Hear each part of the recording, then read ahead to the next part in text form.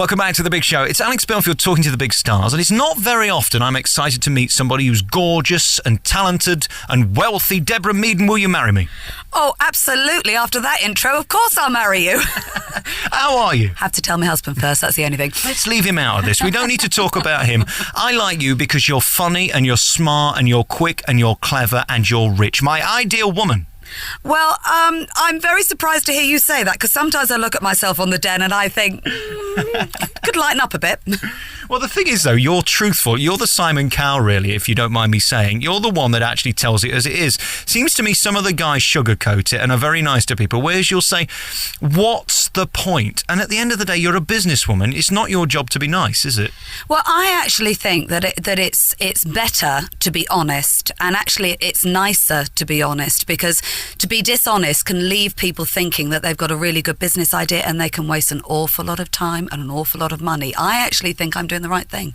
I don't think business is very complicated, really. I think it's about finding the right opportunity, going in at the right time, not wasting money, and getting on with it. It seems to me there's all these books out, especially at the moment. Everybody's telling everybody how to recreate the world and get it back on its knees.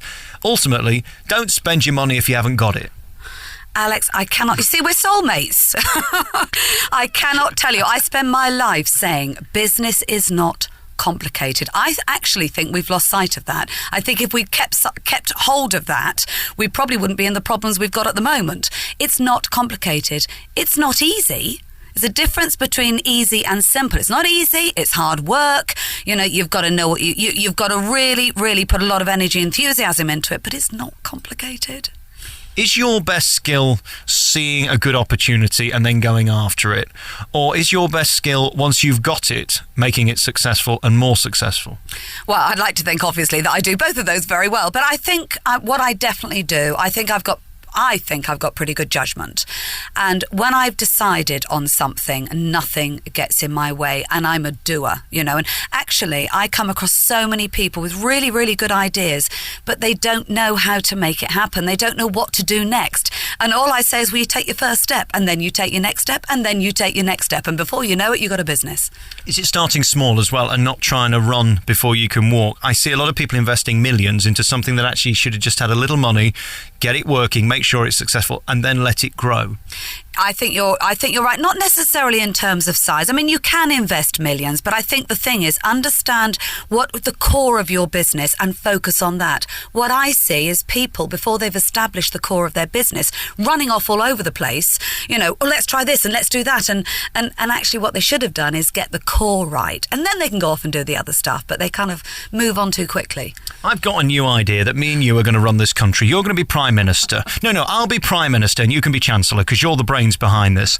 How are we going to sort this mess out around the world? Well, we've got a problem, you see, because I don't want to be Prime Minister. We're falling out already. This is like the real thing, isn't it? It's like the real thing. What have they got to do? Because you're a smart lady, and I saw Donald Trump just the other day on Larry King, who's brought a book out about how to save the world. And he says right now, look, we've got to get on with it. Now is a good time to actually be a business person, because you can invest and you can make a lot of money. How, though, do we sort out for average Joe? How do we get back on our feet? Do you know, I think the most important thing we've got to do is work our way through this. There are I sense we're looking for magic pills. I sense that everybody is looking for the thing that's going to change all this around. The truth of the matter is times are going to be tough. We need to get our heads down. We need to be very good at what we do. We need to provide good product. We need to provide good service. We need to sell it at the right price. And we just need to work our way out of this. I'm just thinking about the title of your book, which is... It's Common Sense Rules. Common Sense Rules. And I'm thinking to myself, rule 1, I can't spend $50,000 a year if I'm only earning 25. You see, you're really very good. There you go. That's what my book says. Why can't I bring out a book if I can work it out? But that's the point, isn't it, really? You've got to live within your means. And I'm a young person, and we don't. I mean, we've been brought up in this credit card society where you think, I want it, I'll have it. Never actually dawns on you, eventually it's got to be paid for. Well, I think you're right. I mean, the truth is that debt is also very important. Economies cannot grow without debt, but that's sensible debt. That's debt that can be serviced. And honestly, I think there are a lot of us who knew what was going on was completely unsustainable, and everybody was saying it. Well, sure enough, it was obviously going to happen, and it has happened. Who's responsible? Is this somebody in America? Is this somebody over here? Or is this just something that was going to happen, something cyclical almost? No, I'm not sure it's cyclical. I think this is as bad or even worse as we've seen for a long, long time. Who is responsible? I think all of us are responsible in some way. I think all of us knew. I heard so many people say, house prices can't carry on going up. It can't carry on being this good. But we all lived with it carrying on overheating. So in our own little way, I think many of us were responsible. But actually, that doesn't matter. Who's responsible isn't the issue. The issue is, how do we work our way out of this now? And where do we go from here then? You're a businesswoman. Are you at this point investing? Are you just doing nothing? Are you taking your money out of things? Because you're smart. You're not going to let yourself be dragged down with everybody else, are you? What is interesting, and I've talked to a lot of other investors, and they're doing a very similar thing. Do you know, I've invested in more businesses in the last 6 months than I had in the previous 12 months, because there are some fantastic opportunities. The problem is people are finding it very, very difficult to raise money to start businesses, which means that good businesses are failing to start up. Now, as far as I'm concerned, it's the small, medium enterprises that are actually going to work us out of this. It's important they get the cash. So I'm investing in really good ideas that are failing to get bank funding. Well, that's, as far as I'm concerned, that's offered me some fantastic opportunity. What's good right now then? What are the kind of things that we should be investing in if we've got money? Well, crystal balls. I think crystal balls would be an absolutely fantastic thing to be investing in right now. I don't think there's particularly one sector, although I do think that people are returning to safe. We're very... When money is tight, when it's even more precious, we spend it on things that we really know and we really understand. So, I'm not sure coming out with the latest, greatest whizzy worry is necessarily the right thing, but finding something that you could do better, that you could produce better, that could really genuinely solve a problem that we're experiencing, that's the type of thing that I'm investing in. I think business is more about people than it is business, because I look at you and almost 100% of the time on Dragon's Den, you're more or less bought by the person who's talking to you than their idea. Could you ever invest in something if you didn't like the person? I don't say that I invest in the person. Now, when I find good people, I employ them. But when I'm looking for an investment, the product has to be good. Because if the product is good and the person so, I can bolster up the person. I can put the skills and the strengths in to actually bolster that business up. I think it's a real waste of good talent if you've got a good person who is wasting their time trying to promote a poor product. So I'm actually probably the only dragon who says, actually, I don't just invest in the person. I am looking for a good product. If I get both, that's my moment. That's where and that's where all of us you can see the light go on, all of us thinking, great combination. But actually, I need to see a good product or a good service. Maybe I'm wrong with this, but I can't remember one example where you appeared not to like the person and still invested. That's interesting. No, you're right. If I don't trust or I don't like the person, I can't invest. But liking them isn't enough of a reason for me to invest in them. But you have picked up absolutely on that, Alex. If I don't like them, and certainly if I don't trust them, no, I am not investing. It's as simple as that. You were being too hasty. The wedding is still on. You must calm down. This was going well. You tried to cause trouble, and we're back. We're back on form. So you've got this new book out then. How is your life? I mean, I've been reading about it, and you've got the 16 horses and room for a pony and the dogs and the cats. It sounds like you've got a lovely life. How busy are you day to day? I am a pretty busy person, but I'm a great believer in, I'm as busy as I let myself be. I'm just one of those people who likes being very busy all of the time. But I do say when I go home, and home is Somerset for me, and when I go home, I kind of take this big sigh and breathe out, and and I go around and chat to all the animals, and I love it. But I love it because I also get the other side of life, which really gets me fired up and gets my adrenaline going. So. And I spend quite a bit of time up in London, or I spend quite a lot of time with my investments.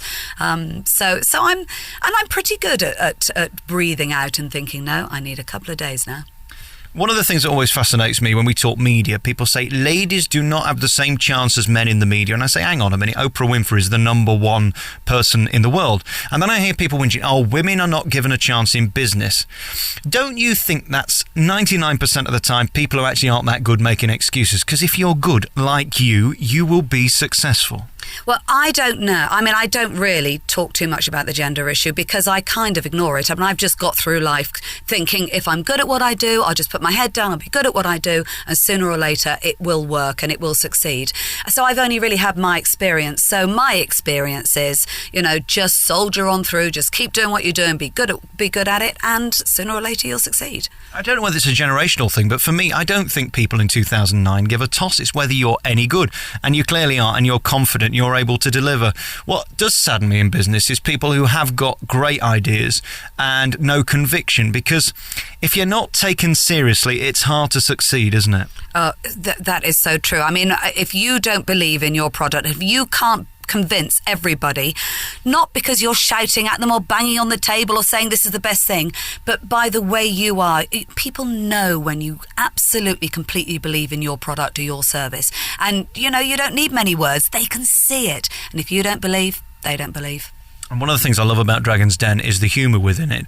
There's nothing better for me than when somebody comes who's spent their entire life creating something that is so pointless it defies words, and your reaction and those genuine moments of tears and laughter because you can't believe somebody has spent their entire life dedicating themselves to something so pointless.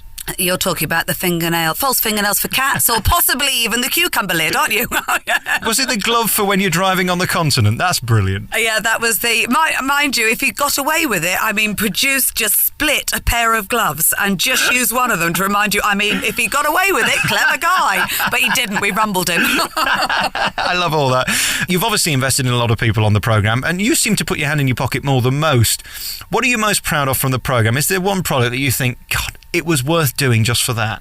First of all, Alex, can I say publicly, thank you very much for recognising that. Do you know I get more comments about the fact I never invest, which I am staggered because actually, numerically, I have invested in more businesses in my time on the Den. I'm watching you more closely. That's what it is. You are. Thank you. Thank you very much. I would publicly like to thank you for that. So thank you. I couldn't choose an investment. That'd be like asking me to choose my favourite child. I mean, I've had some real great successes, and the trouble is, I mean, I've got the first chap that I ever invested in, which is the automated DJ system. Fantastic. We're now licensed throughout the world. We're biggest music providers to the fitness industry, and say absolutely fantastic.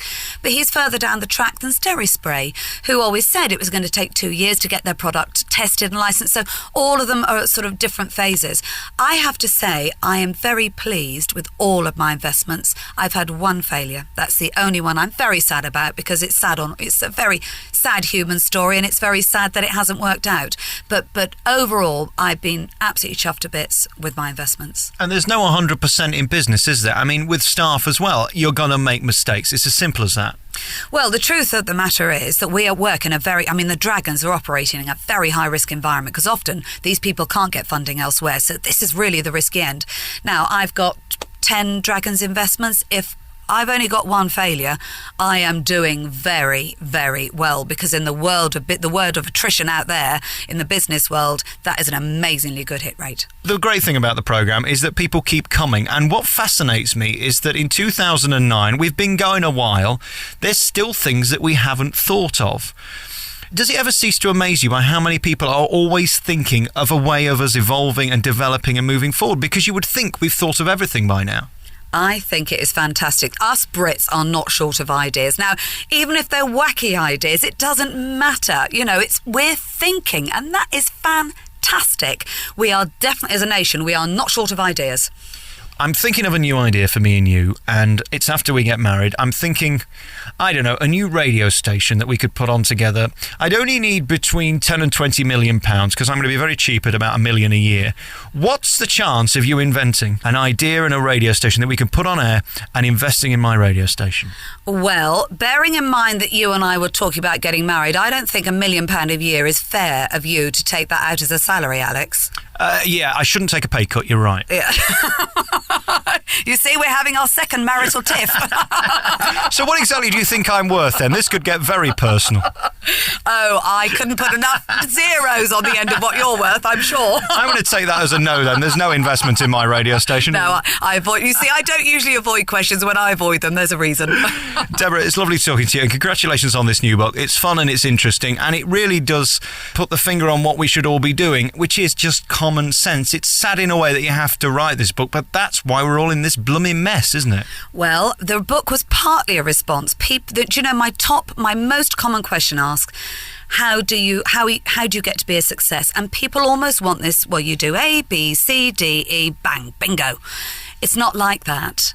What it is, it's stuff that you should know. It's stuff that anybody in business should know. But really, what they do with that knowledge, that's what will make them successful or not. So it's like the toolbox. It's saying, there's all the tools. Now you pull them out at the right time. You apply them properly. Great to talk to you. Deborah Meaden is the big star of Dragon's Den. You're my favourite, and she's got a brand new book out called Common Sense Rules, and it's simply that. Don't spend money if you haven't got it. Bravo. Deborah, thank you very much. Thank you. I've enjoyed that. Thank you.